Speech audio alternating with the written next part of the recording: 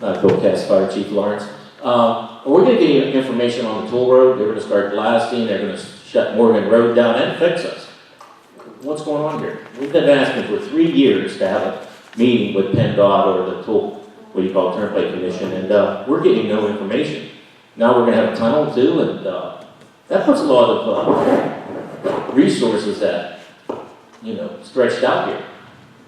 We're going to get any answers? We're going to get any plans? That's the last section to get bid. What are you talking about? They're starting, it's on the news tonight, they're starting to blast, they're shutting road stuff. Morgan Road, anything in your district is not affected.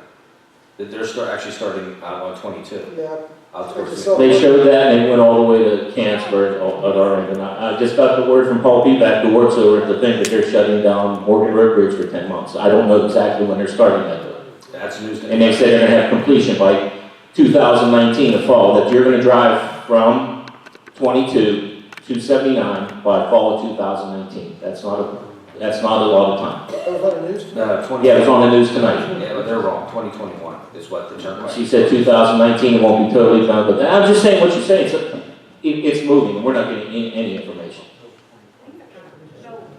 We would love the information too. We've asked. I mean, I know as a board, you guys have been trying to go back to Andy Schrader's days. I mean, we've never had a meeting and what's going on, how it affects fire, police, and I mean, that's the kind of stuff we need to know. It's going to affect the funerals. They generally do that, Bill. In any section where they're going to start work, they always send out well in advance a notification of. And I did not see, but there's supposedly a blasting schedule out, so I don't know when and how they're starting. But if they're going to tunnel, they're not going to wait a year to start. I mean, it's going to be happening soon. So maybe you would get more answers as a resident and as a fire chief than we're getting as a board. I'm going to stop over the office if I get time, but I just thought maybe there's information here that you're not getting to us, or we should be demanding. Bill, the last meeting we had, they said they will not open any section as it gets done. It's going to stay completely closed till every section is done. So they're not going to piecemeal openings. So. Well, I understand that, but I also know they just shut the road down by Quicksilver. The road's not open, but they just shut an existing road down, so that makes the same sense here. They said the Morgan Road Bridge had to come out because of the new configuration there, and that's all I know. But Quicksilver, it's closed now, but they did publicize that they had a meeting with Robinson out there on that. Right. Because we read about the I'm going to say, a year's not a long time. You might think that's a long way down the road. A year, we need to know a year in advance. I mean, we're trying to get some. Bill, my understanding in talking with the design engineers, that Morgan Road Bridge is going to be built next to the existing, and they'll maintain traffic on the existing until they complete that construction. Then there'll be a switch on it. So they won't take one out before they get the other one built. well, the cemetery's already planning rerouting down County Line Road. That's all I can tell you. That they must know something we don't know. They're affected. County Line Road's going to be cul-de-sac. That's going to be cut off the through traffic. So. I heard they won't do that because of school buses. No. Well, that's why we need up to date. That things change, this and that, and we just need up to date information. That's all we're asking. Okay. But I mean, if Paul works up there, and he just told me this tonight, and that's why I'm coming up, that they're making arrangements for funerals not to be able to use that bridge. So something's going on. That's all. Anybody else have any general comments, questions?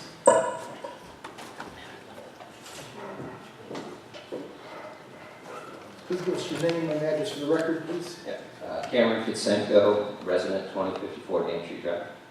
I'm here representing the Kennebec Youth Baseball Association. Wanted to kind of give you a state of baseball as it is today for the residents. Would you please grab the microphone and hold it? That way when you turn your head, everybody hears you. Absolutely.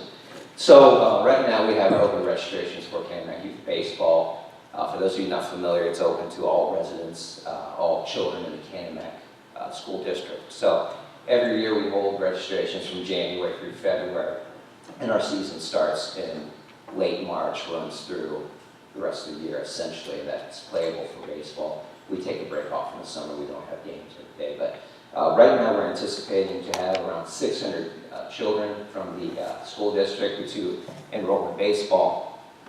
What we have right now is the small sets of fields in Canonsburg called Falcone Fields. We also, with the permission of the township, are able to use Cecil Park and Henderson Park. So the school district also allows us to use Cecil Elementary. So what I wanted to do again was just to tell you that we have registrations open right now. that we're anticipating 600 children through this registration. And we'd like to ask if we could still have permission to use Cecil Park, Hendersonville for the upcoming season. Has the Parks Board met with them? What's the name of your organization again? Canon Youth Baseball Association. Okay, there was a fellow here at the Parks and Rec meeting Thursday night. Was there? Canon I thought it was girls softball league maybe. They had like It might have two been. teams. If it was softball, that's not us. Softball is completely separate I will from the say, baseball side. not to interrupt you, in the past I've talked to Kathy Mikulski. They really have no interest in being a scheduler, for lack of a better way to say it, for fields. They would prefer that you work it out amongst yourselves. I know Kananaki softball had an interest in Lawrence Field. I know that the Cecil Swarm had an interest in the Muse Field and working at Lawrence. I can't speak for this whole board, but I don't see any reason why you wouldn't be able to use Cecil and Hendersonville and, potentially work with softball. It's my understanding, and correct me if I'm wrong, that it's a different type of field for softball. I actually learned that from the president of the Softball Association. Apparently there is no mound for softball, there is for baseball. I had spoke with him late this afternoon, and he didn't see a reason why he couldn't work with Cecil Swarm to work out Lawrence. They use some fields in North Strabane as well, and then baseball could continue to use Cecil Park and Hendersonville. Absolutely. What we've done in the past is we've actually worked with the township whenever there's been requests come in. So, like I said, we do have a large organization. We have 60 teams that we schedule games for. Figure that times 12 games. That tends to be a huge tax on the number of fields. So, but again, if there's a need, we absolutely work with other organizations. We anticipate. Can you do that amongst yourself, or Parks Board doesn't want to be, then go ahead. Yeah. Go ahead And bring us a written agreement. That when we work with outside organizations or for this. For this, with the local organizations like the girls softball and Yeah. whoever else you're sharing with. I think the confusion is they don't want the same fields. Right. So Cecil Baseball's asking for Cecil Park in Hendersonville, or Canon-Mac, not Cecil. Well, Well, no, because obviously if residents wanted to rent the field, they would take priority.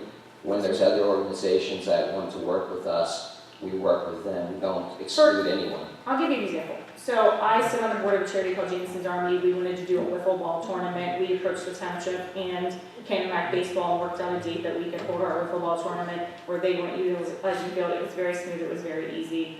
I think the confusion is coming that baseball and softball would utilize the same fields. That doesn't happen. No, I mean, that's for your reasons you said. Baseball fields have a mound that typically interrupts with the playability of softball. Poses kind of a safety hazard too, just difference in play. So we don't use Lawrence. We haven't used Muse Field, the one over there by Holy Rosary.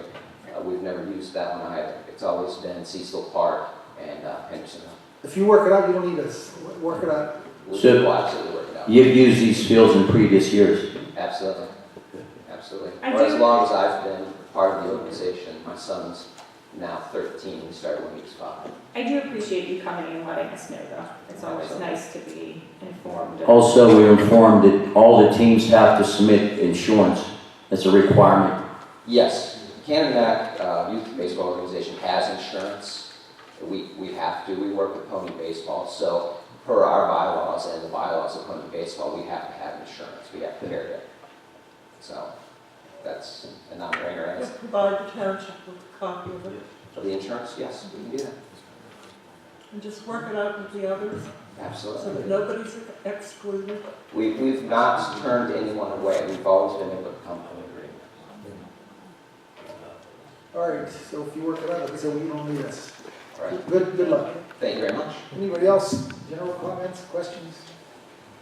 Anybody else from the board? And don't forget executive session, and so when I close the meeting, we'll be back and we will be voting on anything. So thank you very much.